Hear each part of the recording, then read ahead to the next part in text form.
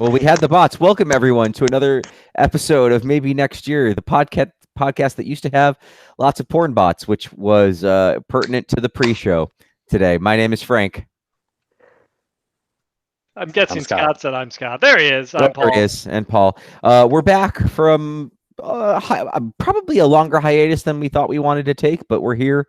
The Bills didn't do too much while we were gone, so we probably just saved you from a non-cast podcast. If we're being blunt, but we're here now. We're going to talk training camp. We're going to talk injuries. It's same as it ever was, huh, guys? I mean, we're out here trying to make mountains out of molehills and people getting hurt and talking about stadiums and whether we're going to trade somebody and how are we going to get rid of Ristolainen's contract? The season is sort of beginning at this point. Yes, right. There is training camp. People are losing jobs. There are injuries. Things are actually happening, at least. I guess I meant like it's the same as it ever was year to year. Not so much like mini camp to rookie camp. Right. But it's like, just like last year, we're like, well, how are they going to, is LaShawn McCoy too old? What's Josh Allen going to be? Who's injured? Who are the wide receivers? Which is good because this is the talk that you guys demand. You people demand. And we're here to give it to you. So Scott is whispering because he's half listening for his thumbs up. It's 2 thumbs up. Yes. Also, for those Patreons who contribute and listen to the pre-show, you know what that means. And Paul, well, let's start with you, Paul. Let's see if we can get your hiccups out. Yeah, it'll be a fun one. There has been some. Look, I think the big stories have been Josh Allen. The big stories in one way have been the tight ends because of the injuries, the wide receivers starting to shake out. And, we have 16 running backs on the team. So you tell me how you want to start talking about the Buffalo Bills 2019 training camp.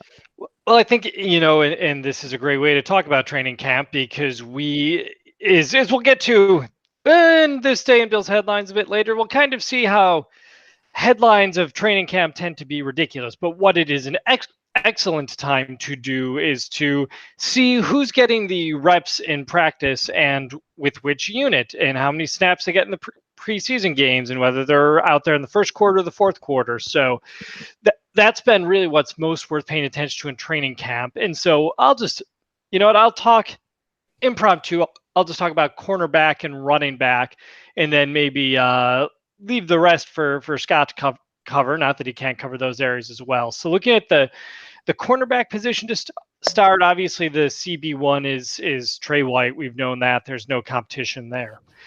CB2, it says Levi Wallace has really done a good job of, holding it down, but that he's far from sealed the position, that EJ Gaines is showing, why he was a really good starter for the Bills just 2 years ago when he was healthy. So will he stay healthy? And then you have Kevin Johnson, who's also played, maybe not quite as good as his first round pick status was back when he was drafted by the Texans, but has also provided some good depth. But I like to talk about this position simply because I think they're in just really good shape for the first time in a while going into a season at cornerback. Last year at this time, remember, we were talking about Vontae Davis.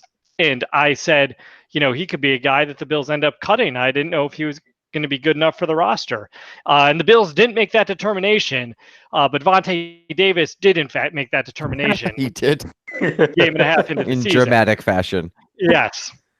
So, I think this year you're talking about an undrafted rookie from last year who is really highly rated. But what I like in this whole go into basically how McBean built this roster, they're not just assuming like, oh, you did pretty well last year in the last 6 or 7 games. So let's give you the unquestioned starting job. It's nope.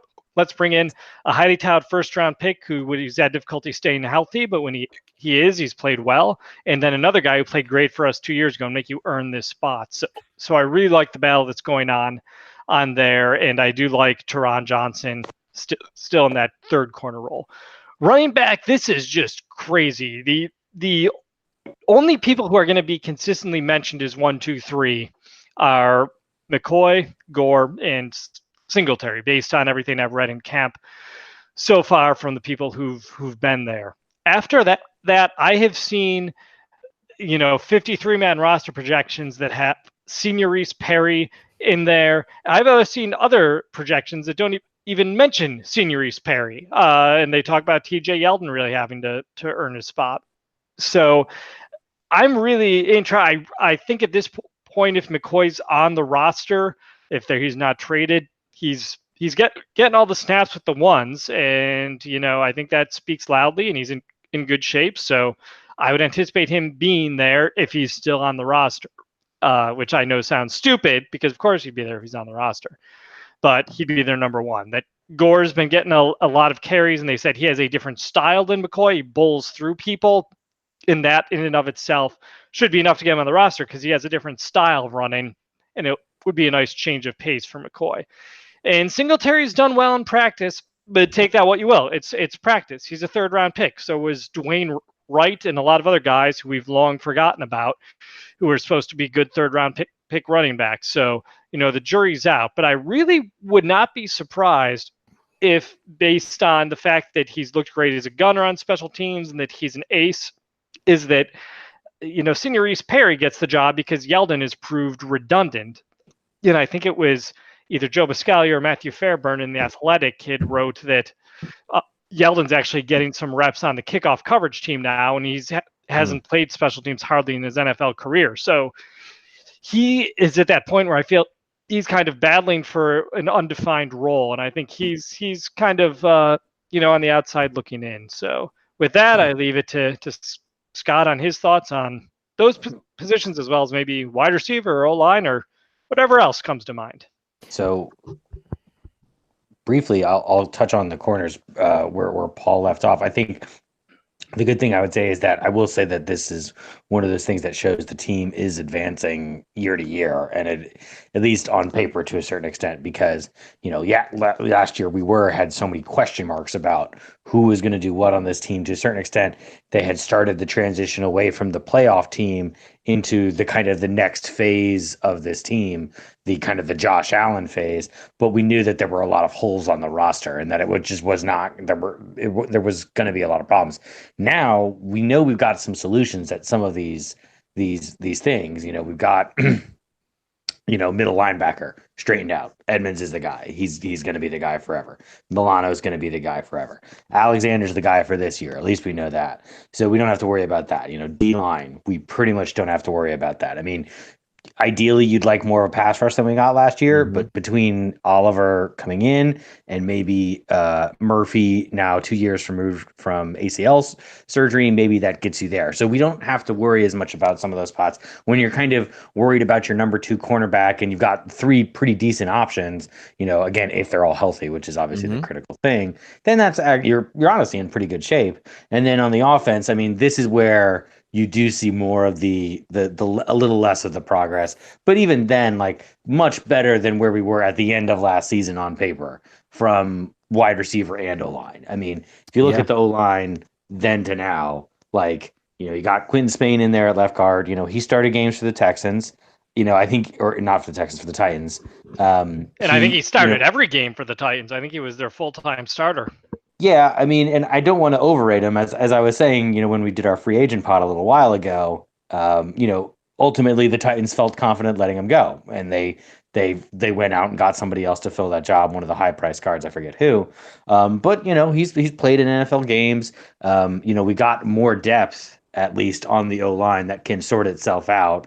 We've obviously got Morrison. He did a rest day the other day, but it's he's obviously someone who you can look at center and be like, that's the guy at center. Kind of like you did when you had Eric Wood a couple of years ago. At least not in terms of leadership yet, probably, but in terms of the quality, probably at least as good, if not better, than Eric Wood. And then obviously you got Cody Ford. He'll find a spot somewhere. They've obviously been saying he's slotted in at right tackle, which is great that they feel confident running him out there. It does not sound like he's had a great show of it yet. Like, he's getting beat by like 5th and 6th round defensive ends. But he's gonna have to take some lumps if he's gonna be a professional in this league. Let's try and get him out in training camp and hope it gets better. Hey, it's the season of optimism, right? Yeah. And then wide receiver, again, last year it was, Benjamin, he had some decent sort of numbers. Maybe he could sort of be good, and then that quickly kind of came off the rails. And Zay Jones never didn't quite put it together until maybe the end of the season. He was okay last year, but now with him, And don't forget the other starter, Andre Holmes, another guy who was like, the oh, he's great this big Andre, target. He also didn't make the it through the season. the unforgettable Andre Holmes. But yeah, and now obviously, like, the initial reports are that it's working really well with Josh Brown in that kind of deep threat. Can't Josh Allen can't outthrow Josh Brown, which is good. John Brown. John Brown, sorry. That's okay. And then I guess they're still working things out in Beasley, and I'm glad that they're focusing on that thing with Allen and Beasley, trying to get him to do those short routes, and they've had some successes and some failures with that. But that's, when you're facing a blitz, you got to be able to make a short throw and hit it accurately. Otherwise, that's what they're going to do, is they're going to blitz you and you're going to be in trouble. So that was the yeah. Sunday story, was that Beasley and Allen, like, the chemistry was starting to show up, like, woo. So I agree with everything you guys have said. I think it's fun. I just pulled up two different 54-man or 53-man rosters, and one, exactly as Paul said, one has Sonoris Perry as the fourth running back and no sign of TJ Yeldon, and the other one has Yeldon and not Perry. And the good news is, like, they basically cost the same amount. They're not in any sort of cap trouble. You could cut either one of them and it wouldn't really matter. Like, Sonoris Perry is a little cheaper, but not so much that it would really, like, I think if all things being equal, I think you would just go with whichever. It's not going to make a big difference if you only keep one of them. That's another thing I think about when you look at these position groups, that they are in such a better financial position that you can do whatever you want with LaShawn McCoy, including keep him. And it doesn't really affect the bottom line because there's nowhere left to spend that money. Now, if they get Antonio Brown and sign him to an extension, maybe that's a different story. And certainly in the next year or two, there are going to be people you want to keep and people you want to sign. And so it's not time to be, all higgledy-piggledy with the salaries. But the idea that you could trade McCoy, you could keep McCoy and he doesn't have to even do very much, provided the other running backs are performing, or you could just cut him and eat some of that salary. It's not going to kill you this year or next year. So just kind of as I'm looking at these position groups, and there seems to be a lot of hand-wringing about, just what exactly we will do with LaShawn McCoy, and I think Sal Capaccio's had the right of it for a long time, is that they probably intend for him to be the running back, and if he doesn't work out, well, it's not going to kill them. It's not the difference, right? The difference will be whether they've managed to draft a good running back, and whether they manage to have a better running back field than before. And I think that goes in a lot of different places. Scott's right. I think the big place that Scott's right, but it has a question mark, is the line, because unlike corner and some of the other places where you're adding to people who are good, you kind of have retooled the entire offensive line. And so, yes, on paper, they've certainly added talent across the board, but they've still got to show that they can all kind of do it together, as opposed to, I think, like a place like corner where you were already having some success and, now you're just trying to add pieces to it. But in both cases, in those cases, and the line, and across the board, I feel like they've really. You can't say they haven't tried. I feel like that. I feel like they've really sort of shown, even wide receiver, where you're like, okay, John Brown and Cole Beasley, and not Antonio Brown, and you can view those. Yeah. You can view those guys as like, I don't know, but maybe they'll work, maybe they won't. Like, they certainly have cast their line. Their big problem is going to right now is tight end, because you have Tyler Kroft out, Jason Kroom out, Dawson Knox out. So that's your first three tight ends are out. They just signed today Kyle Carter. They released linebacker Juwan Foggy. Kyle Carter was on the team last year on the practice squad, and then they let him go and clearly didn't think enough of him to like re-sign him and bring him back. But he's in here as I'm assuming some sort of warm body while they wait for the tight ends to heal. Obviously, with a young quarterback, you want as many weapons as possible. I'm of two minds on it. One, certainly the more people you can throw to, the better if you have a young quarterback. On the other hand, we've always sort of mismanaged the tight end position. And it's always been like this, like, what am I trying to say? It's been like this wives' tale about, if you have a good tight end, it'll help your rookie quarterback out.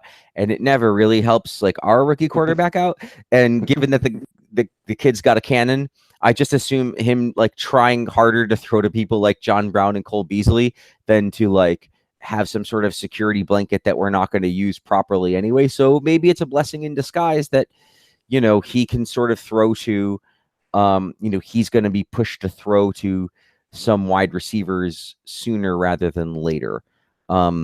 Defensively, I don't know. I mean, they have had a very good defense the last 2 years. They've added talent to it. They did lose Kyle. They did lose Kyle, but they added Ed Oliver. They did, yep. And so, and Kyle was a very good defensive tackle, but like, was he a game changer in some ways? Like, certainly, like I have a lot of love and respect for Kyle, but I mean, they definitely needed to get, even if he didn't retire, you needed somebody else too. So, it'll be interesting to see exactly what the, what the Matt Milanos have left and what the Jerry Hugheses have left and stuff like that. And, Lorenzo Alexander, who also he took a maintenance day. He wasn't out. He and Mitch Morse were off because they're old or tired. So all in all, like, I think that the talent levels here, and I think we're at the tinkering point of football. I think these are your Buffalo Bills. Do we have any, let's see, what do we need to find out more than these? So we talked about cornerback to wide receiver, offensive line and running back depth. And Scott asked the question, what do we need to find out more than these? Do you have an answer to that question? Well, I was going to ask, are there other positions that we need to find out more about in the next 3 weeks and preseason here of training camp? Because I think we've already talked about the ones I think everyone's tracking on. We do have probably the hottest battle of camp, where it's a 50-50 toss-up, which is, of course, punter. Yeah. Oh, Scott, you cut out. Oh, there you go. Honestly, it is kind of critical. Like, sometimes special teams loses you a game, and God knows special teams lost us more than one game in the past. So actually, it is kind of critical to straighten out who's going to be the fucking punter. The effing punter. I was happy to hear Brandon Beane even not admit exactly that, but to point out that he was in the radio interviews this week talking about, we've definitely had years where, the ball is bounced the right way and you pick up an extra win or two, and the ball bounces the wrong way and you don't get a win or two. And I think that falls into your punter sort of point. I think it's hard to say that a punter is going to win you a game, but a punter can keep you in a game, and a punter can certainly lose you a game. So I think that's fair. I think I just, to answer your question, and then we can go around, but I never go first when I'm leading. So I feel like it's not fair to you guys because, I'm always with the most time to think. I mentioned tight end. I think tight end, you have that question because of the injuries, and not just the injuries, but when these guys come back, like, okay, now are they on the same page with everyone else? Or is it going to be one of these deals where like Tyler Kroft never, at the end of the year, we're talking about how Tyler Kroft, wishes he had his training camp back because, he didn't really get into it till the end of the year. The other one for me is defensive tackle, because it is a youth movement now. It's, Ed Oliver and second year Harrison Phillips are your two key guys. And so, and I'm sorry, Star Latulele too. So you have Latulele, Phillips, Oliver, and other Phillips, Jordan Phillips. But to me, Latulele notoriously last year was not a big stat getter, but a sort of credited as everybody else stabilizing presence, if you correct. Will. So now we need to see what these two young guys can do, because Ed Oliver is supposed to be the kind of guy who changes a game. He doesn't stabilize the defense. He's supposed to be able to have the skill set to get in and disrupt the passing game and stuff like that. So for me, I want to see, okay, what can the defensive tackle unit do, because if they can do it, I think Yarborough and Lawson and Hughes, like, they've shown that with help they can certainly do things, and to Yeah, or at least Hughes can. I think Hughes is a standout, which is why they gave him the new deal. Mm-hmm. And then the others, that's what I'm saying. Lawson and Yarborough can have their moments. They're not waste of space entirely. So if you can show the middle is good, maybe they can pick it up as well. Paul, what do you think? I think I think when it comes to the pass rush, one guy that we didn't mention, former Beach Boy Mike Love, or current Right. Beach Boy Mike Love, he's gotten a lot of positive, notes on him through camp, which again doesn't mean he's going to be a force in the regular season. What it means is, Eddie Yarborough and Eli Harold and some of the other more name players who are currently in that fourth defensive end spot, they're going to have to battle for their position. Mike Love's not just going to go away because he's the smallest name on that list. So I think that's going to be some great depth. I really think defensively, if Ed Oliver can bring, that pass rush to the table, can stabilize. There's an article on him I wanted to read before we jumped on the pod, but I just didn't have time, about how he's improved every day of camp, which is what you want to see. And the fact that something we never talked about, there was a stretch of time for like 7 Bills seasons where, excuse me, if I remember correctly, like they change like defensive coordinators every year. And this is now 3 straight years in the Leslie Frazier system. And they've had the same personnel in this system for a number of years. I mean, look at the guys who've been in this system for 3 years. Hyde, Poyer, Trey White, Milano, Alexander, Hughes, Lawson. Yeah, there's a bunch of guys, a bunch of good starters who've not been in the system for the 3rd year. So I think this defense, I really think they have a chance to be a truly special team, because we've seen flashes of them being an elite defense before in the Doug Marrone year, but never quite fully elite. Always just a few too many holes. Now you look at this team, and I think this defense could be, really one that actually gets attention throughout the league. I think I will briefly add, just in terms of something that I want to see kind of unfold in camp, is linebacker depth. I think we have 3 good starters. Yeah. I think they were saying the other day that Corey Thompson's basically the fourth guy off the first guy off the bench when one of those guys needs a blow. And obviously you've got, I forget who's coming in at big nickel now, if it's Siren Neal. I think that's who it is now that Bush is off the team. You got that kind of package covered. But at the same time, like, if Milano or Edmonds goes down, which obviously did happen at least once last year, and they're playing linebacker, it's going to happen. There were some games when Edmonds was out and Stanford was in, and it was not pretty. Like, it was like he was well behind where he needed to be. And I think we've got a lot of special teams guys basically who are kind of playing backup linebacker, which is, I mean, you need your special teams guys. I get it, but you really want to see them develop and be able to come in and not just get run over, and be completely lost out there. And some of those guys were young, but those guys are going to have to be veterans at some point and be willing to come in and make plays and understand their assignments when the play is coming to them.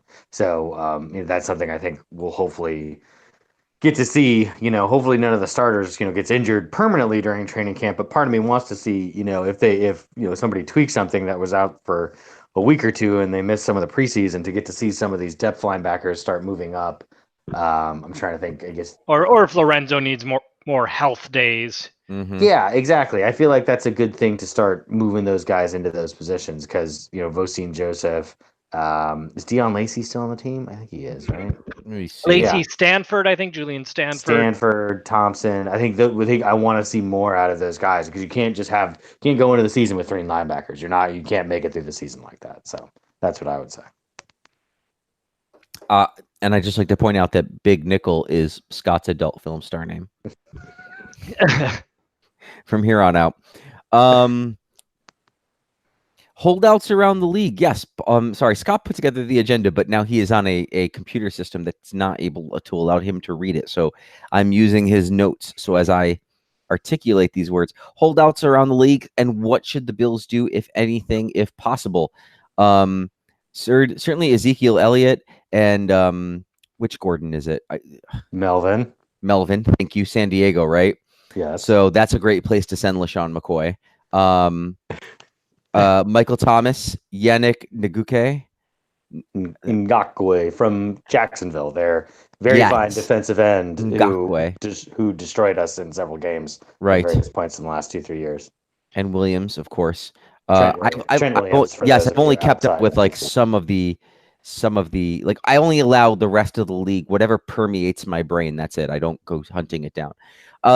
Certainly, holdouts though are the holdouts used to be a kind of an empty threat until Le'Veon Bell, I think, and I think that I wouldn't say all of these players go the distance, but I think that the threat is more real that some of them will. And so I think, yeah, it's a good question. If the Bills are thicker at some positions than others, would it behoove them to work with some of these teams?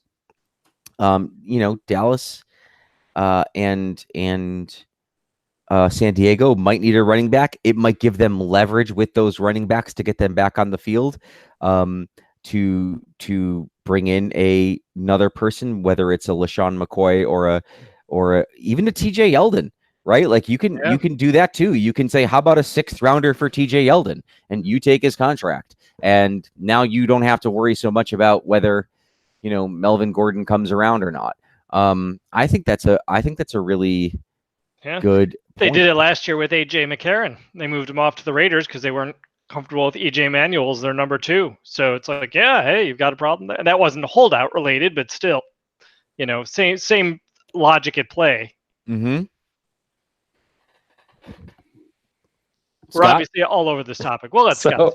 Yeah. Okay. So I was definitely thinking of it of like if we were going to, let's say, because that's the deal with many of these guys, is that they want to be traded to a place where they will get a long-term deal, right? Or they want to just be cut and then get signed as a free agent. So you're coming at it from the other way.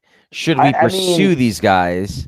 It's a little bit, yeah. I mean, I like your idea. I mean, I think the easy way is to do it your way, and I think that's the safest way, and that's the least risky way. It's also the least fun way, Frank. So I'm going to take it in the more fun way. And talk. And when you want fun, you talk to Big Nickel. Big Nickel's the most fun. We're gonna go into that later, I think. No, I'm going to start introducing you as Big Nickel on the podcast now. Like you no longer are Scott. You finally got a radio name. just you can just say B5 to shorten it. Yeah, B5. B5, the Big Nickel on the MIC. Yeah. So, yeah, I mean, I think there's obviously some intriguing possibilities here. Michael Thomas, obviously decorated wide receiver with the New Orleans Saints, obviously with Drew Brees throwing to him, but a guy who would be a clear number 1 on the Bills, obviously. Yeah. And then you have Trent Williams, who is a clear number 1 Pro Bowl left tackle for your local Washington football team.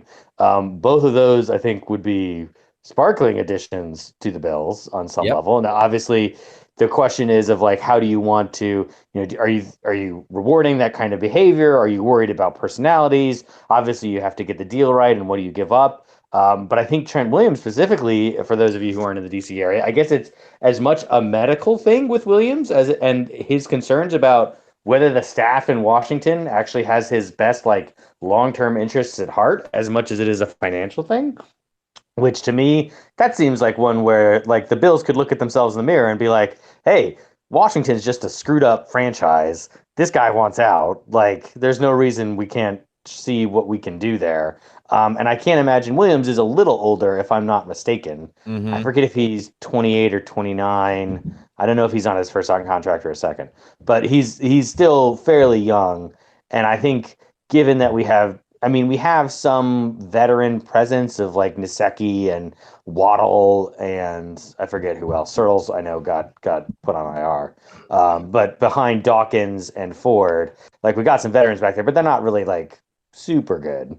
Right. Whereas Trent Williams played well in Washington to the point where there was some talk of keeping him at left tackle, moving Trent Williams to right tackle at the end of last season just because he was more comfortable on the left. But And Jets, you go, yeah, he's 31, Trent Williams. So he's a little older, but tackle is a position where you can be a little bit older. Yeah, you want a technician, you want a guy who's been around. So if I was probably going to make it 101, I think that would probably be the most feasible from an economic and kind of, cultural kind of perspective. But I obviously the easy thing is to say like, well, you just see what happens, and if they cut them, then you see what the price is, and yada yada yada. But I think again, if you're confident of with where this Bills team is going, then you have to kind of be willing to take some risks eventually. And I'm not saying it has to be this year, but at some point you have to do kind of what the Browns did and be like, well, it's time to get OBJ and we're going to make a run this year. Like we're going to Sheldon Richardson, we're going to go all in. And, who knows if it'll work, but at some point you can only kind of, especially when you have a rookie QB that's got that really sweet rookie QB deal. And if he's going to be a Pro Bowl quarterback one day, you're going to have to pay him $30 million. And then that really changes how your whole cap structure works. Sometimes you got to push your cards to the center a little earlier in some of these situations. Like, they're doing it with Mahomes in Kansas City. They're doing it with Goff in Los Angeles. Take advantage of that young QB being on that rookie deal. Surround him with talent.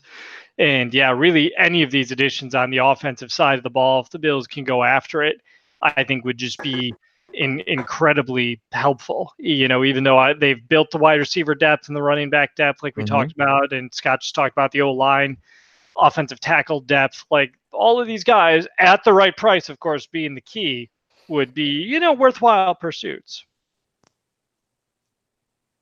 They are worthwhile pursuits. I think it's a good place to leave it. Because I like answering the question the way I answered it, not the way Scott wanted me to. So, let's go to Facebook and Twitter questions. I don't see the Facebook question. I thought you said there was a Facebook question. I didn't see it, Paul, but I know that there are Twitter questions. Do you have those available? I do. So David asked all three of our questions. I think they're all very good questions. So thank you, David, for intelligent, thoughtful questions. Our podcast really is not worthy of those types of questions, but we'll do our best. Something we didn't talk about, which would have been in our June pod if we'd done it. What are your thoughts on the new stadium, dome or open, downtown, current location, or Niagara Falls?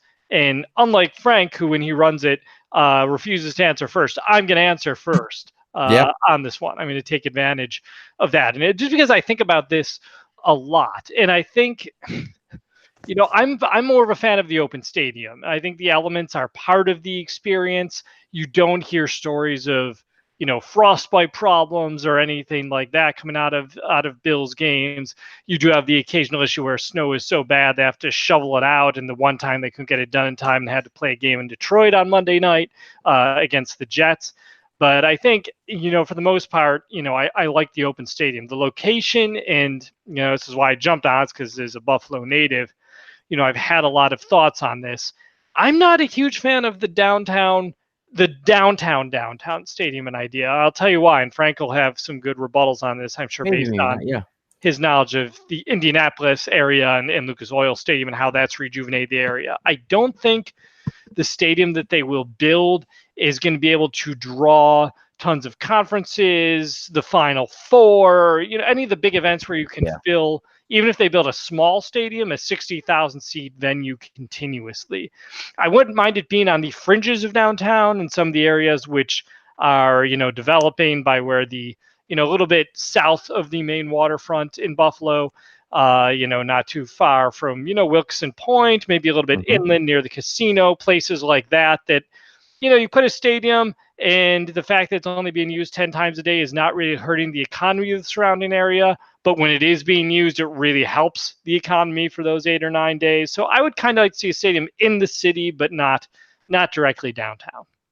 Okay. Yeah. And I think the difference between Indianapolis and Buffalo, obviously, first is size. I mean, they built a dome and specifically got a Super Bowl, and that's where a lot of the hotel business came from. And they built these hotels, and the NCAA is headquartered there. And so it's easy. I think that there were some inroads to do things like host the Big Ten championship and the Final Four, and also, conferences. I think you're right that Buffalo would struggle to have the same pull because there's also only so many events that go around, right? Like, Yep. It's not like Buffalo's tied to. I mean, you could host the MAC championship, maybe, Mhm. but that's not the same. Like, if we're being honest, it's not the same as hosting the Big Ten championship. I think you could probably, if you built a dome, get NCAA tournament games. Yeah, Like, so I they think already you could, have those. They have them in right, Buffalo every 4 years at the arena, but they're always first and second round games. So maybe you're going to get, right. a game that involves, Elite Eight teams. I think that I am more open to the dome because I think the romance of the snow games is bigger than is more myth than reality. And I think that the last 20 years of football have shown that because people don't come out to games when the team sucks. And it's fine and everything. But if it would remove like there's obviously a tension of what Buffalo wants to be and how they view themselves and how that manifests in the football team because nobody would be like lots of not nobody lots of Buffalo people would bristle at the idea of having a Los Angeles style run and gun offense that scores a lot of points and plays turnover defense and is that kind of thing. They've drank enough of the blue collar, we play tough and snow, cold 4 inches in a cloud of dust stuff forever that they believe it. And so there's an identity part of the outdoor stadium. There's a tough Frank, you don't element have any to it. opinions on this, do you? I have a little. Right. And I think that Something's coming through. I can't pick it up. right. And I think that if they built a dome stadium, there would be gristling and then everybody would be behind it and they would be a lot more likely to show up to late season games, even if the team's terrible, because you don't have to sit in the freaking cold. And, so you'll go, there are people who turn down tickets at the end of the year in December when there's nothing on the line.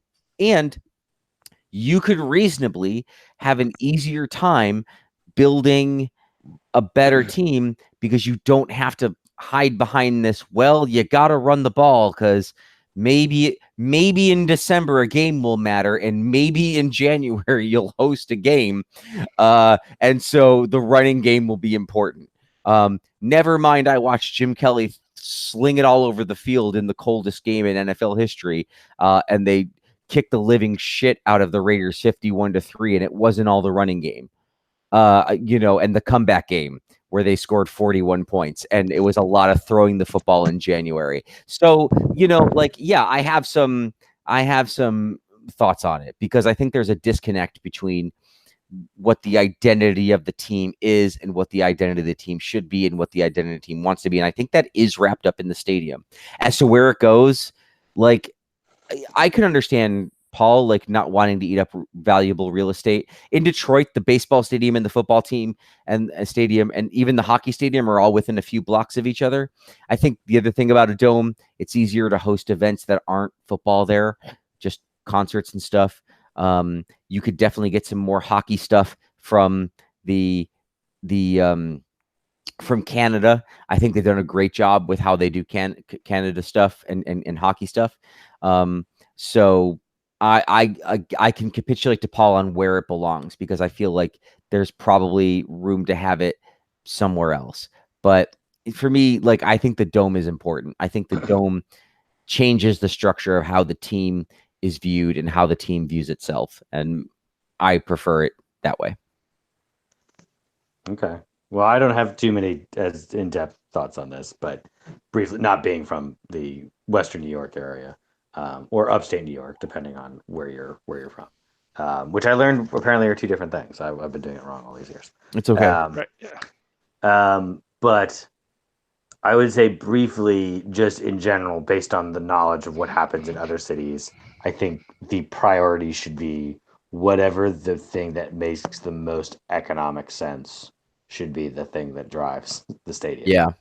So I don't know what the break-even point for a dome is in terms of additional venue days in use versus the cost of an indoor stadium and like all of the so on and so forth that requires. Mm-hmm. Obviously, there are some things that you can do in a 75,000 foot, 75,000 person indoor, convention center, but there's not that many. And how many of those are going to be coming to Buffalo? Again, yeah, I don't know. I mean, I think you want to be ambitious, but you also want to be realistic about what you're really going to get here. And at Right. the I mean, you same could host time, a Stones concert or a government lawyers convention. Well, Those are huge. well, People love government lawyers. Tampa's the prime example of this because they built the stadium before the team came, and they built it in the wrong part of town. And they completely overestimated what they could do with it, and the Rays have been in trouble for 20 years. Like they've just Yeah. been and now they're, on the threshold of being the Montreal Rays. So yeah, it seems like they're the long-term solution for Buffalo that is the best in terms of keeping the team there is to coming to an equitable arrangement with the Bills and with whatever outside finance or state finance is necessary to keep them there. But you need to have the goodwill. Like if you're going to pay, if the state and the city are pitching in $700 million to build an indoor stadium and everything else, then that team's got to be good. yeah, That team has to be successful. You have to be able to do all these other things. Whereas if you're and just A, it's the Bills, so good luck. Check the name of the podcast. And B, just any team, that kind of level of sustained success is really hard to have that be the investment that you're counting on, a 1 in 32 chance every year, that you're really that's a very tough bet to make. So I think the best thing is to just find whatever the cheapest solution is that still makes a little bit of sense in terms of drive a distance and ease of access for the fans and things like that. That makes sense. And I am not as good on the geography to know like what the cheapest parcel of land in the greater Buffalo area is, but so whatever it is that makes sense. Obviously, if people are willing to drive out to Orchard Park, they're willing to drive anywhere in that kind of 30-40 mile radius to a certain extent. I think would get you there a little bit. So I think there's I'm sure there's options that are available, but that I think is so I'm pretty agnostic on where exactly, but I think that would be my principle in slide selection. yeah, we didn't even really talk about the whole how much Erie County should be and New York State should be contributing to it. Because that ends up being that's like a special episode podcast. Like we can talk about that for an hour just on on financing on financing stadiums. Maybe we will. Yeah. Let me read David's next question, Paul, because as you imagine, I would like to go first. Oh, of course, on this one, yeah. What is the point of having training camp in Rochester, considering that most people in the area are already Bills fans? If they want to expand the fan base, have camp in Canada. If they aren't concerned about expanding the fan base, keep camp in Orchard Park. And I think that's an okay question to ask in 2019. But I think what it belies is that 20 years ago in 1999, Rochester wasn't given Bills territory. It was mixed Giants Bills territory and a little bit not so much football territory. Like we were Bills fans, but there were plenty of Giants fans because the Giants had obviously won Super Bowls and done well. And it really was the initial expansion to St. John Fisher. They had come from Fredonia, which was, correct me, that's outside of Buffalo. They had moved. Yeah, that's ways away. Rochester is closer than Fredonia. Right. So Rochester was the biggest close place to Buffalo, and it was about cementing your footprint across Western New York because they really needed as many fans as they could right up to Syracuse. Syracuse is basically the dividing line. And I'm sure David knows this. I think David's from the area, but like as a child, when when the 1999, I wasn't a child anymore, but like, when they would do things in Rochester, it was a huge deal. And in 99, when they moved training camp there, it was a really big deal. And it was probably affordable at Fisher because Fisher's not a huge college by any stretch. It did a lot of good for them. And so I think that was part of it. Now, today, you might be right. Today, it might be ingrained enough in Rochester. You've had people who are 25 who have basically only ever known that the Bills have training camp in Rochester. And so if you are now in Rochester, you are probably, unless you are specifically cutting against the grain, a Bills fan. Unless your father was not a Bills fan for some reason, or your mother. And so, or your aunt or uncle, I don't know, but for you would probably have a reason that you're not a Bills fan, because the default would be Bills. Having camp in Canada, I don't think that's a terrible idea. I think that there are issues with the border, and I know you can get the special license in Western New York where you could easily cross over either way. They've made some inroads into Canada, and I think that little bit of Canada right there might be feasible. I don't know quite what the facilities are. I think that based on how they're talking, though, they're looking to bring this in-house. And you talk to I don't talk to Sean McDermott, but when they talk to Sean McDermott and he talks about it, they talk about their new training facility and having things at home. And he had made a big point about how when you go on the road and do something together, you bond as a team. But there are a lot of benefits about, being nearby and having all of your facilities available. And that's where the media that's left is right now. And they've made a huge push with this training and nutrition facility, and if you can keep people together at the stadium inside where everything is all set up for them, maybe that's what you do. Maybe that's what you're doing, and it doesn't cost you anything, and you can bring people to this stadium. And if in 5 years you have a new stadium, that's a whole bunch more revenue. It's not just the 8 home games and 2 preseason games. You get people coming out to the stadium or stadium area for, all of their training facilities, or that's how you appease Orchard Park. You leave the training facility there, so you do your training facility in Orchard Park, and the games are now downtown. But I think Rochester's days are numbered. I don't quite know what their contract situation is. I think it's 1 or 2 more years. Yeah, I think the only other thing I would say about Canada is that their appetite for the NFL might not be the same as their appetite for the Bills. See the Bills Toronto series, which was bought out at the end, where they literally said, "Here's $76 million. Please stop playing football here." And so there you go. Yeah, I think that's like a complete answer. So I don't really want to add anything other than 2 minor notes. One, there's talk of getting the camp to be right in the stadium, like a lot of teams are doing now, because of the new state-of-the-art training facilities. And 2, there are border issues in Canada that could be a problem. And there are probably better ways to market to the Canadian market, because they're doing successfully. I guess something like 20% of season ticket holders are based in Canada, which is freaking incredible. So whatever they're doing to market there, I think they don't necessarily need to make further inroads, because as Frank noted, it's not a hotbed necessarily throughout Canada. Free Tim Hortons is what it is. You get free coffee and donuts if you're a Bills fan. Yeah. Should we let Scott answer the third one here, which we can present to him? So I don't have a lot of this on the side. Right. Sure. So this one you'll definitely have something on. And by the way, David lives in a place. It's a crap hole. It's called Alexandria, Virginia. So David's here. Okay. Yes, he is. He's with you two out there in the burbs. David, there's a 50-50 chance that David is literally looking through my basement window right now. As long as he's not your next door neighbor. In which case, I'm sorry, David. I'll buy you I'll tell you what, if you can find your way to the Dairy Godmother, I'll buy you a custard. So there you go. All right. So we'll go to Scott with this question. There has been some buzz about John Brown doing very well at camp so far. Is he good, or does he just look good in comparison to the terrible receivers we've had the past 2 years? I think that obviously the cheap answer is we don't really know. I think he is a good NFL receiver. I do not think that he is a great NFL receiver. I think it's very difficult for people to deal with mediocrity as a quality. Either somebody's great or someone's terrible, and it's always difficult to be like, well, they're just adequate. They perform their job well. And I think that might be what we have here.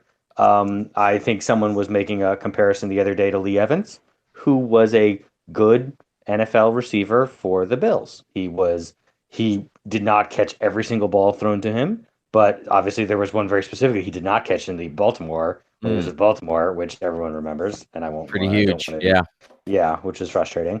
But all that said, he was a good, productive NFL player for the Bills and was not the worst part of that team. And I think if we have, I think the theory of the Bills, I mean, McDermott's kind of said, and Bean have said there's debate about what you need to have a number one receiver. What does that mean in the modern NFL? I think that's maybe a bit overstating it, but I think there's an argument to be said of like, let's just get some good NFL receivers in here. John Brown, Cole Beasley, Zay Jones, by the end of last season was sort of approaching the level of good. And then hopefully you get at least one good kind of tight end, and you have 4 or 5 good pass catchers plus the running back, and that should be sufficient for an NFL offense where you've seen, yes, Antonio Brown and Julio Jones and AJ Green, obviously hurt now, but be able to do things and change how defenses play you. But you've also seen plenty of NFL teams like the Patriots who are able to do very effectively using schemes and spacing to get players who are good NFL players open and then have the quarterback deliver them the ball. And you don't have to be taking the tops off defense and winning one-on-one matchups left and right. You just have to be good enough to beat your man given the spacing and the scheme. And I think that's what they're going for. Now, again, we'll see how it all plays out this year. Your quarterback has to be able to read the scheme and understand it and execute it for you to do all those things. Vice just throw it up for a guy. And we're clearly going to be doing that this year with John Brown. But I think he is good. I think I'm comfortable with saying good based on his previous production. Yep, I'm going with Scott's answer. I got nothing better. So Scott, I think he's good. I think he's an improvement, and they can use him schematically properly, and he'll contribute to the offense. I don't disagree. This day in Bills headlines. All right. This is a fun one, guys, because we have a theme in this day in Bills headlines. The theme is why you shouldn't pay attention to training camp headlines. So what I'm going to do is I will read the headlines, and then, as well, you guys are ruminating on them, I will start to give, some, maybe a hint or two about how their NFL career just, really totally tanked, and they made limited contributions to the Bills that season. So the advantage you guys have is they are all, except for one, they're all relatively recent. So their names you will know. It's embarrassing that we don't know them. Right. Yes. Or that. So we'll start off with, I would consider this the quote unquote easy one. This person, by the way, is the one who by far made the most contributions to the team in the year of the headline that they are applied to, simply because he actually started in 15 games last season. All right. So 2018, pushed aside last year, blank, eager to show Bills he's back. He said, new year, new opportunity, new mindset, the guard said. The new mindset for me is having that focus and that determination every play. Mindset to go out there and dominate each and every day. So as I mentioned, the most successful on this list, no longer part of the Bills organization, but did start 15 games last season. I'm going to say Vlad Dukas. Dukas is a good guess. What do you think, Scott? I was going to say Groy. Oh, if they had a child, his name would be John Miller. Oh, but yes, you guys guessed two other guards. Two other guards that ultimately aren't on the team. Yeah, and who started a fair number of games last year. So that Dukas just goes. Is still on the team though, right? Is he? He is, but he's literally taking snaps with the 4th team right now. He's like below the Botker level of guards right now. So I think what I've seen speculate online is he right now is simply injury backup. Like if people go down, he's a good guy to have, but he's got no real chance. Yeah. Okay. All right. So here we go. This one is also from last year, 2018, headline number 2. Fan favorite blank is ready to play on Sundays. He is a guy who has always worked hard, said head coach Sean McDermott. He was a walk-on at Nebraska, so he's earned everything he's gotten from day one. He's a big part of what we do here. You saw him on the first night. He had a big catch over the middle there, so he's off to a good start. So he was waived at the end of training camp and has never played an NFL game.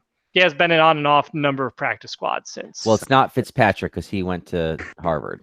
Right. So. He was not a walk-on at Nebraska. What was the name of that guy?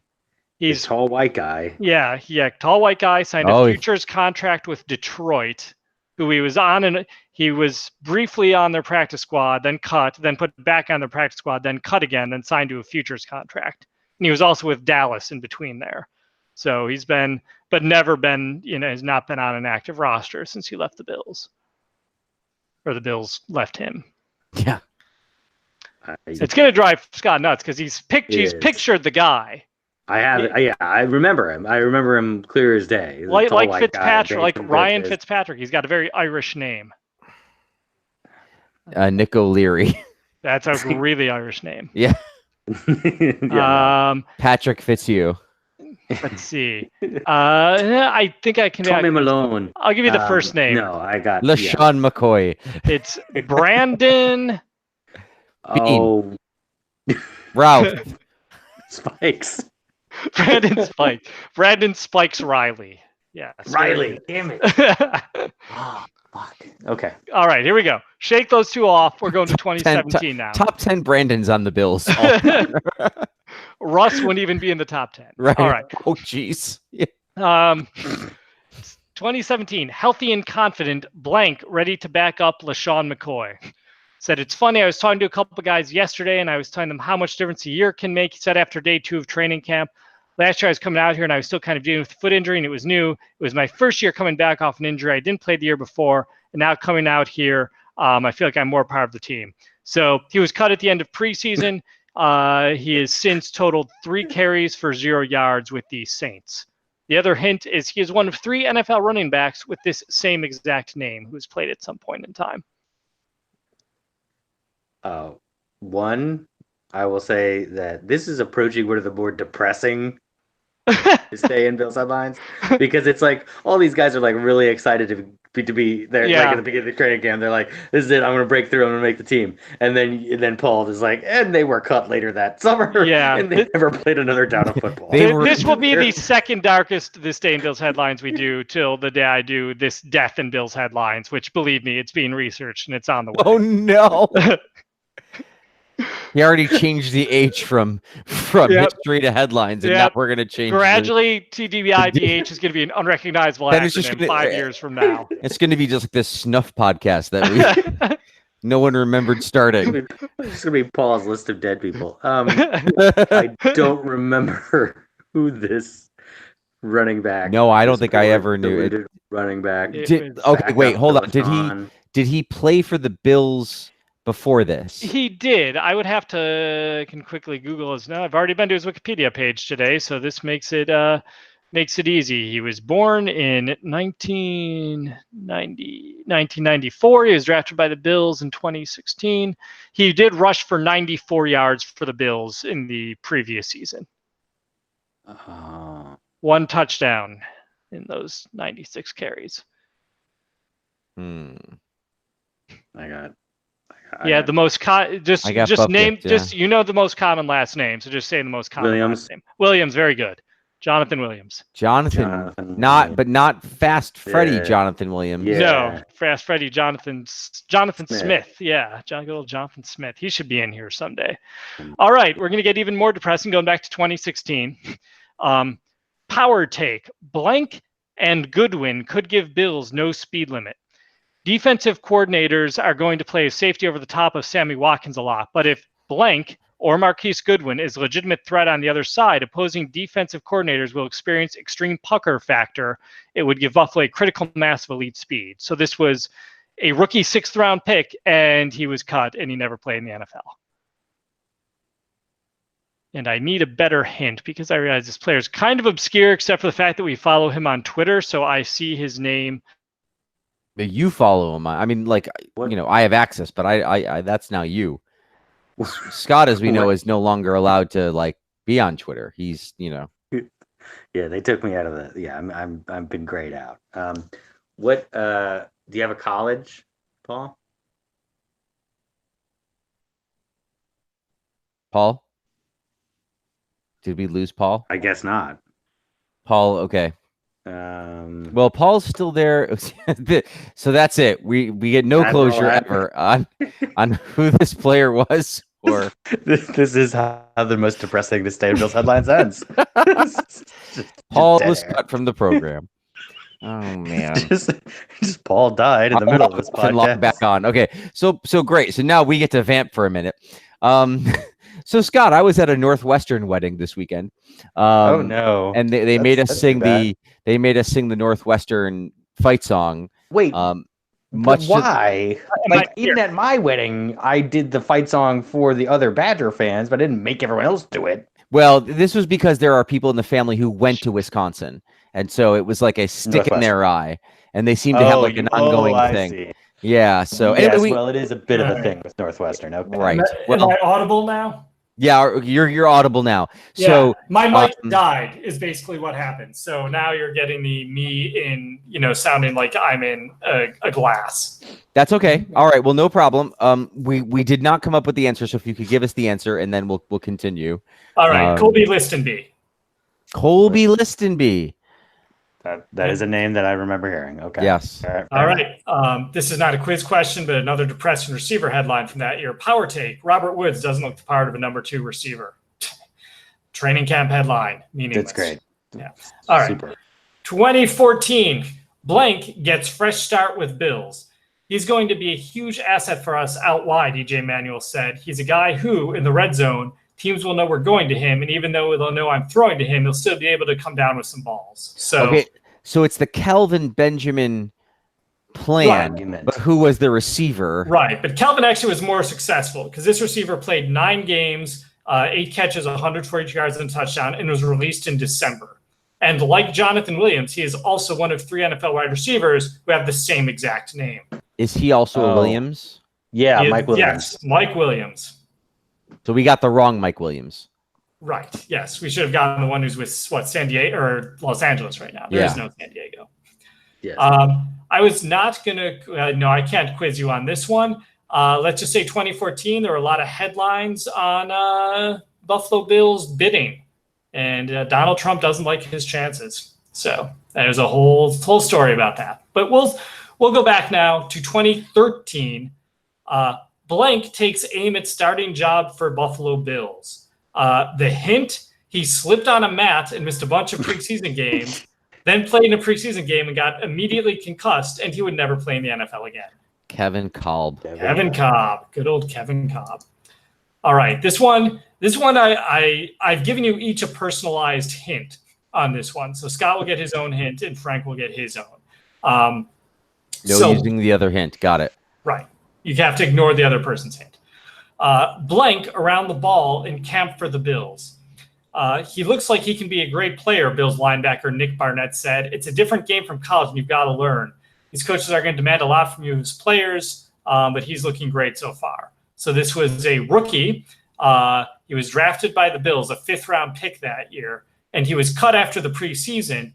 Since then, he's actually played 78 games with the Browns as a special teamer almost exclusively. His last played in 2016. So Scott's clue, this is a linebacker from TCU, another Horned Frog, and he was a Bills 5th-round pick in 2012. I know it. And Frank's clue, he's known for tweeting homophobic slurs and other anti-gay rhetoric, which you and I discussed when we were at the bar watching the Bills lose to the Colts the very day he tweeted a lot of homophobic slurs. Interesting. He's also named after an Army vehicle. That's Tank Carter. Tank Carter. Yes. I forgot that he was a homophobe. Yeah. Raging homophobe Tank Carter. From Moss. Yes. All right. 2011. Bills wide receiver blank is born again rookie. Born again rookie, he said. It's a wide receiver saying, I'm a born again rookie. He had surgery last summer to repair loose and torn cartilage. Hopefully I'm on the Blake Griffin plan. I can bounce back like he did. I'm excited for this year. I'm healthy. I'm stronger mentally, physically, and I'm just ready to come out here and compete. So this is a different level of depressing. He would play only 3 games that year due to injury. He was with the Bills he was cut, finally released on March 8th of 2017, 6 years after this. And in his entirety with the team, he caught 3 passes for 71 yards in his career and never got close to playing a full season. Oh my God. He missed all of the 2016 season, actually. How do I not know this? How am I not angry that this guy I was on mean, the team for so Is long? this You don't know Marcus that Easley? It was Marcus Easley. Good job, Scott. Man, he only Special had teamer. 3 catches. 3 catches for special team. 71 yards in his Bills career. You One of know them was a what? memorable touchdown against the Lions. But We had otherwise, other Marcuses on the team, and I think that he escaped by like being rolled in with those other Marcuses who weren't as bad. So, they're like, well, what do you think of Marcus? It's like, well, he only has 3 catches. Well, no, not I know it says right here he has 6. Oh, okay. That Marcus? Okay.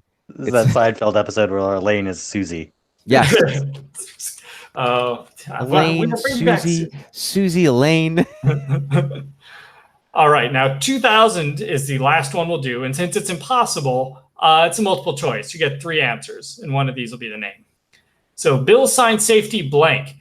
He is a 3-year veteran who spent the last 2 seasons with the Jaguars and broke into the NFL as an undrafted free agent with Pittsburgh in 2000. He is expected to add depth to the Bills secondary. Is it Ainsley Battles, Beasley Skirmish, or Cyrus Tussle? First. It's the first. Stop it. Those are First. It was indeed Ainsley Battles. Please tell me you made up the other 2 names because they were sort of like his first name. I did, yes. Okay, good. I did. This is what I did. I saw the last name was Battles, so the other 2 guys got named Skirmish and Tussle. So Yes. synonyms. And then this guy's name And was then you went- Ainsley, so I just did B for And C. Beasley and C for Cyrus. Right. Yeah. So that's an appropriate way to end this day in Bill's headlines. Now not on my microphone anymore. July 29th. Well, thank you for that. I'm trying to think, Dave contestment. I don't know. Yeah, I kind of thought about going on, I looked up a bunch of synonyms, and like Skirmish and Tussle were the only ones that someone probably has as a last name. Well, Edwin Contest. yes. Normally this would be the highlight of the show, but because it's the preseason, it's the pre-preseason, we are now at the real highlight of the show, the highlight of the year. So it's only downhill once this segment is over, if I, could say so. But we're going to do, so many teams will give you, their predictions for how the Bills will do and all this. And I mean, there's WGR is basically enshrined their Howard Picks the Bills segment, which they make him do after every microtransaction. But there's nothing quite like wacky schedule Pick the Bills, which is the brainchild and, labor of love of Scott, who will put together the schedule 4 games at a time. And we will make the Bills endure a Dungeons and Dragons, or if you're a comic book fan, a what if level of zaniness to determine, the rules of the game. If this was like wrestling, then like the GM or whoever would come out and say, well, it's a no falls, submission only, anywhere, street fight, hardcore, timed match with Dolphins. And that's what Scott does for us, but better. So This Scott, is better than let's get to Judy it. Bagwell on a forklift. yes. Let's get to it.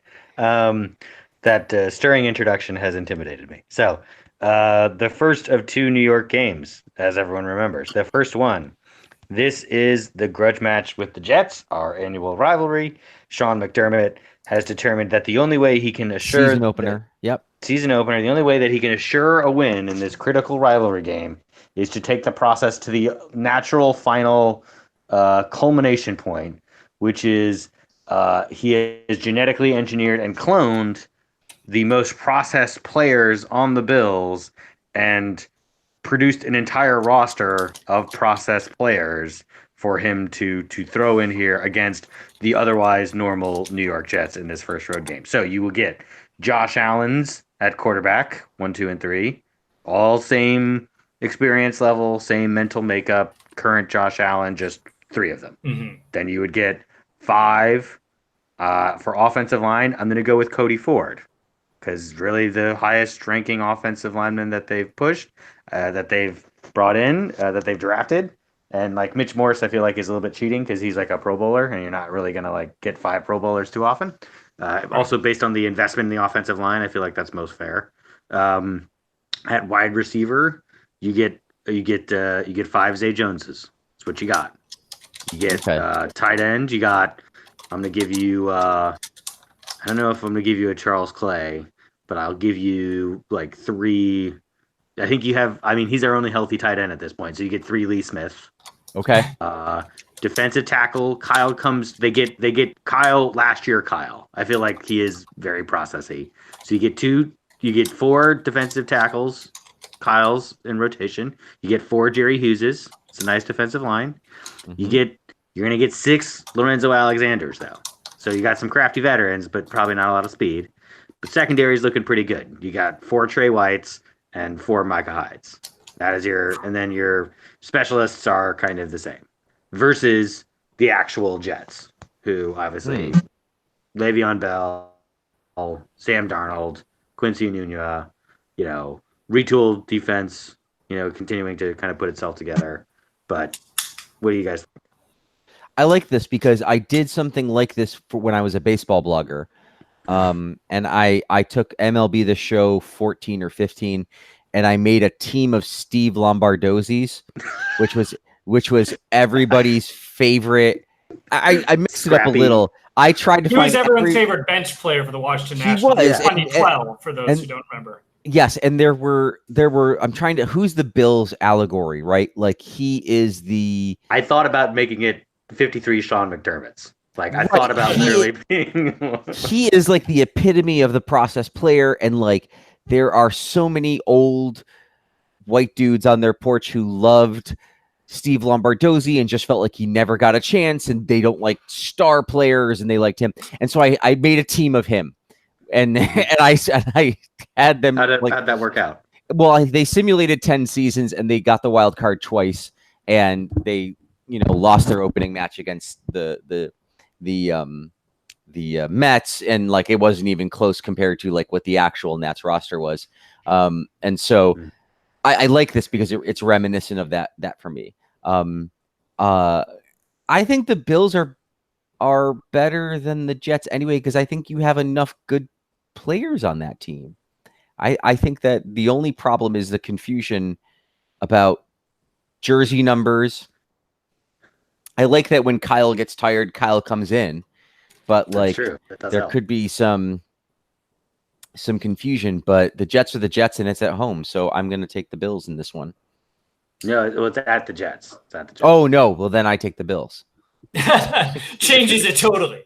Yes, I'm going to pick the Bills. I'm actually going to say I think this offense could struggle. The Jets still have a solid defense. They had one last year, and you're looking at this, Bills offense. You don't really have a lot of any experience. I mean, Zay Jones at 3 years in the league is your most experienced really at his position, not counting like LaShawn, of course, and then Lee Smith is right. Yeah, I should throw LaShawn in there. You're right.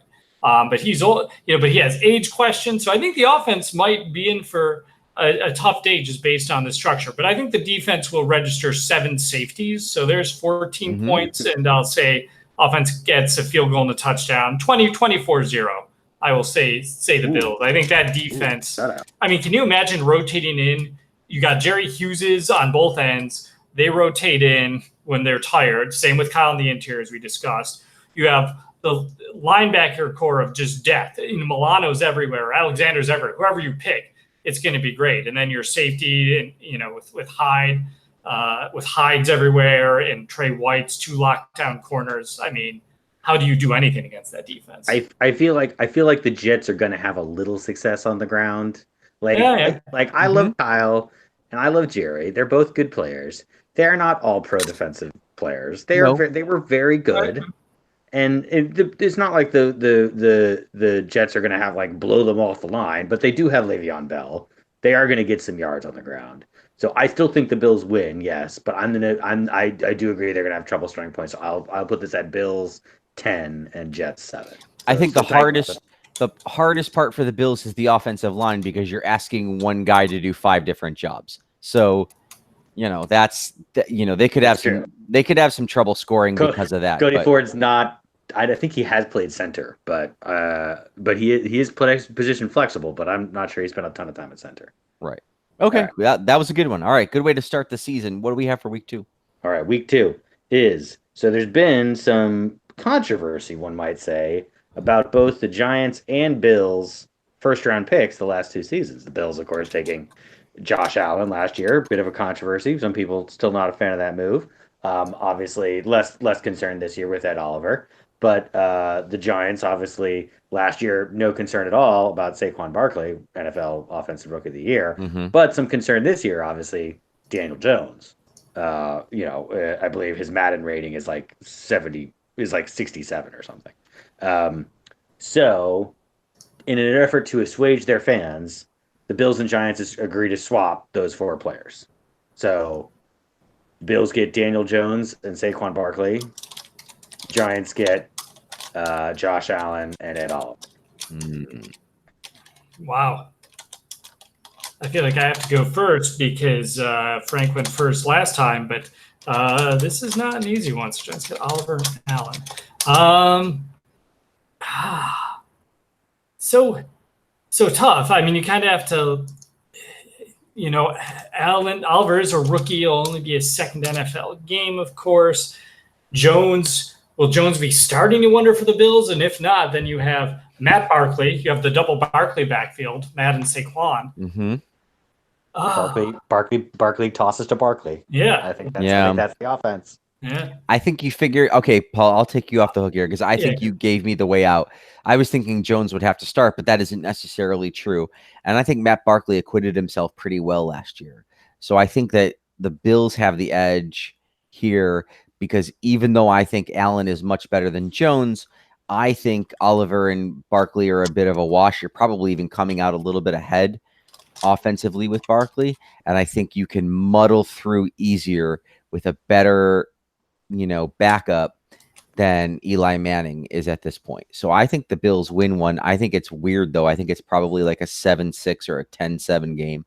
I don't think there's a ton of scoring. I think it's sort of hard to figure, but I would take the Bills here, too.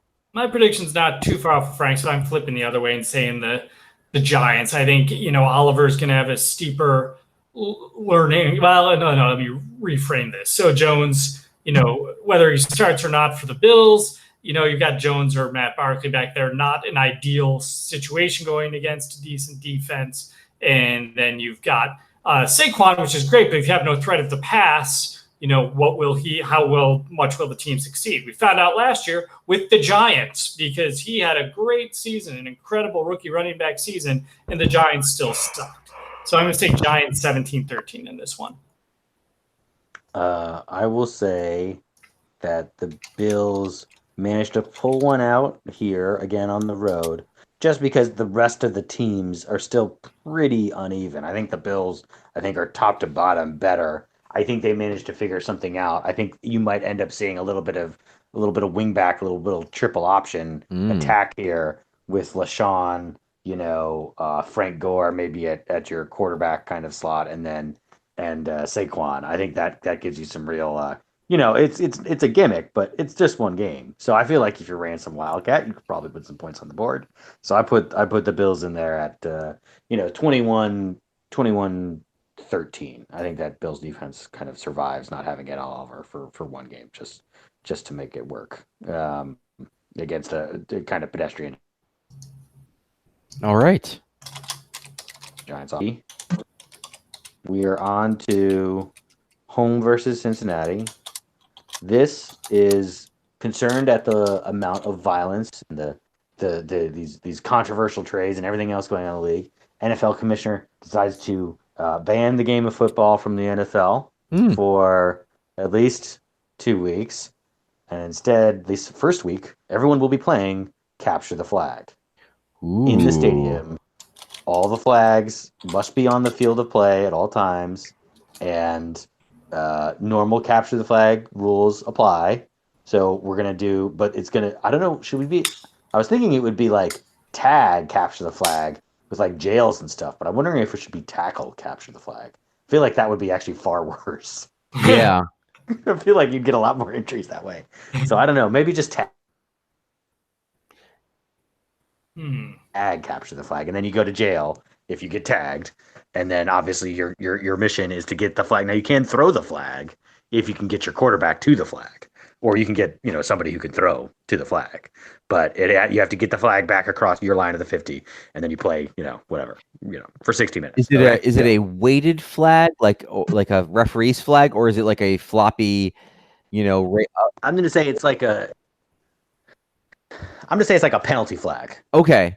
So you could throw it. Just It's not like Old Glory there where like it'd be kind of hard to. Yeah, no, it wouldn't. Yeah, no, it's not like a bandana or something. No, we'll call it a penalty flag. So it's got a little heft. Okay. That's a good question. I don't know. Well, Paul, I have gone first twice. Yeah. So I'll jump in on this one.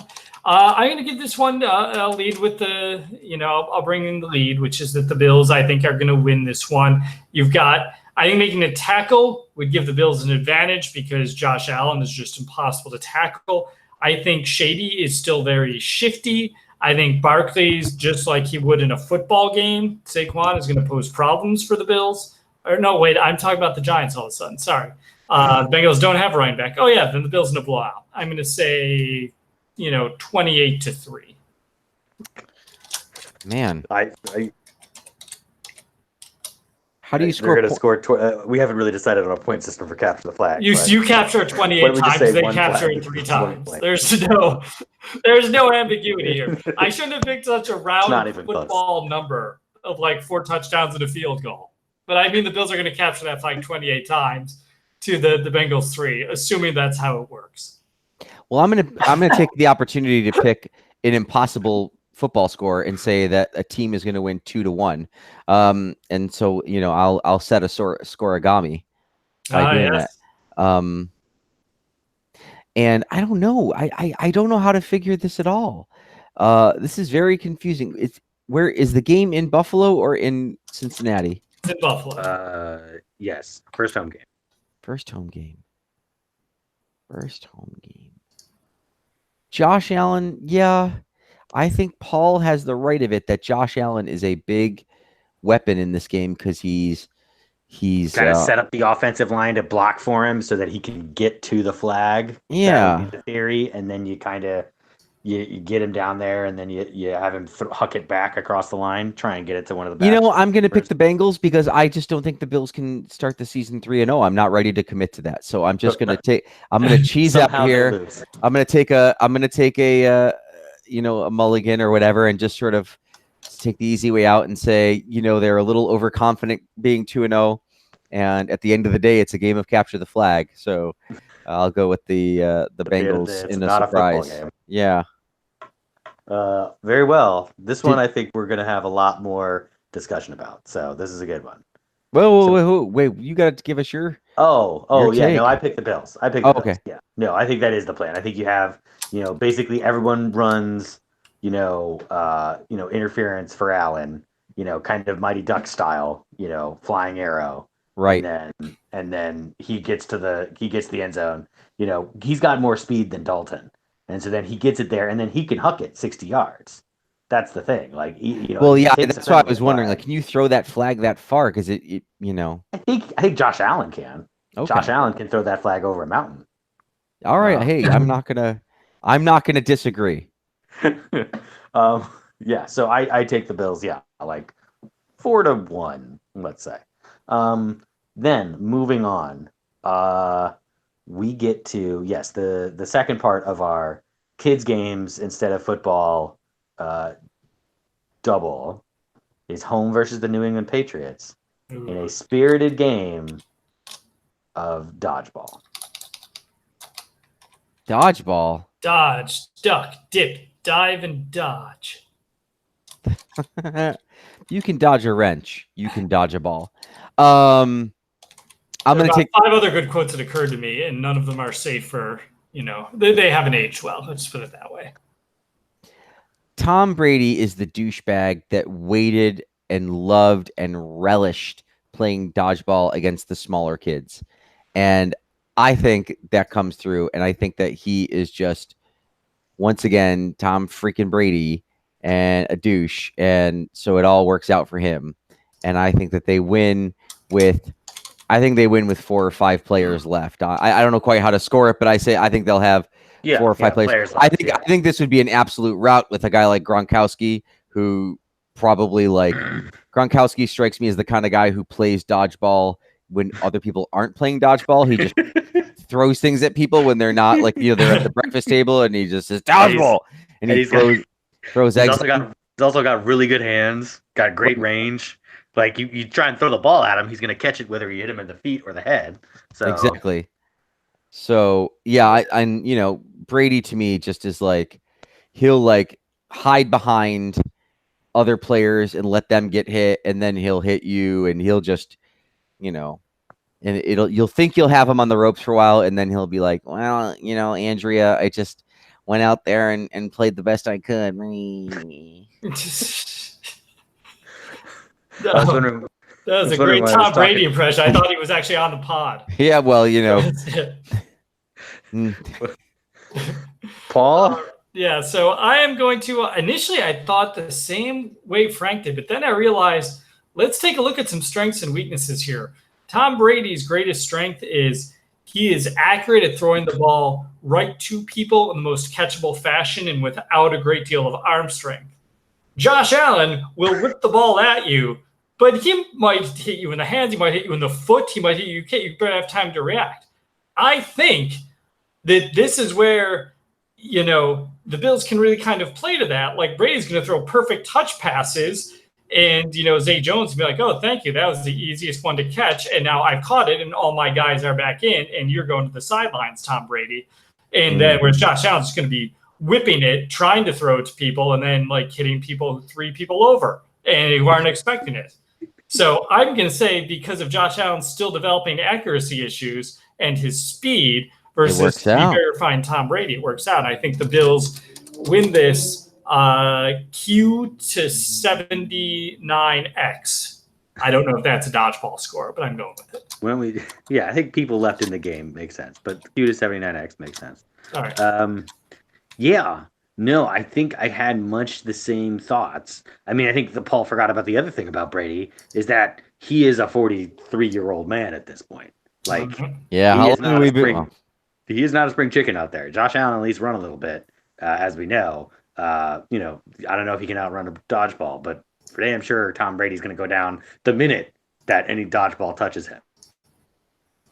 You're gonna hit him in the knee. Yeah, he's gonna just be like, "Oh, my headshot, ref, headshot." I'm already committed, so I can't change it. But I like what you guys are saying. So that said, I am concerned that Bill Belichick remains the coach of the Patriots. Right? He will have surveilled the Bills' dodgeball practices, and figured out some stratagem. It's gonna be like Ender's Game. He's gonna have like he's gonna have some weird formation that Brady's like totally protected behind, and then everyone else he's gonna find like 3 guys. He's gonna sign like 3 professional dodgeball ringers from Romanovia or wherever Romanovia. Yeah, that's where obviously the next Avengers movie takes place. Exactly. Romanovia. It's between Livonia and Latveria and Latveria and right. Sokovia, right? Yeah, exactly. And Wakanda, right? Yeah.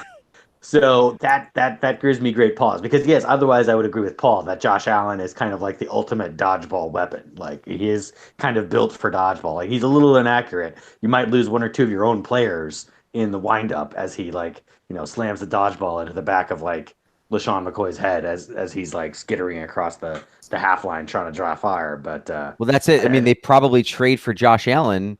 They trade for the Josh Allen for Tom Brady the week before, and everyone's like, "Oh, great!" And then it's a game of dodgeball, you sucker. Exactly. No. Yes, and then Brady just heartbroken as finally the knife is twisted and he is forced to leave. So yes, I think that is it for this week. I think that I have the Pats winning by and then again with Belichick sprinkled they win by 25 players. It's not even close. Yeah, they just found a dodge and typical Belichick finding a dodgeball player off the trash heap that no one else wanted. Bob Kraft is They there going, oh. He just comes in and all he does is catch balls. He Yep. just catches every time Josh throws the ball at him. He just catches it. It's just ridiculous. The Bills are like, we should have signed him. Yeah. Well, if you would like to play dodgeball, you should let us know at bbillsmny@gmail.com or bbillsmny on Twitter or facebook.com/bbillsmny. You can even send a picture of you playing dodgeball to our Gmail, bbillsmny@gmail.com. We will review all of that. We might not have a podcast before the 8th. I will be at the beach next week, which the 8th is their first preseason game. Now, I can make an effort to do a podcast from the beach. That's not the problem. That seems foolish. So I'm just going to say the Bills are going to win the preseason game 450,000 to 17, because it's a preseason game. And as you know, this is how we take the preseason. You know what? We should really try, because we didn't talk about the preseason at all. And I think we owe it to our listeners to try and do that. And if we don't, well, we'll try harder next time. But in the interim, you can let us know your preseason thoughts on the Facebook and the Twitter and all those things that, like I said, we really appreciate you listening to us in our 7th season, 7th or 8th. We're in season 8. Yeah, okay. 12, 13, 14, 15, 16, 17, 18. Yeah, eighth season. Well, there you go. 8 seasons in. One of the, if not the longest running Bills podcast in America. Bills and Deers. Just saying one of, if not. We can say one of, but we in good conscience as Catholics, those of us who are Catholic, which is really me, can't say that. You can say if not. One if not. Yeah. It's fine. All right. Well, whatever we are, we are also leaving. So thank you very much for listening. We will talk to you soon, or you'll hear from us soon. Until then, my name is Frank. I'm Scott. I'm Paul. Good night, everyone.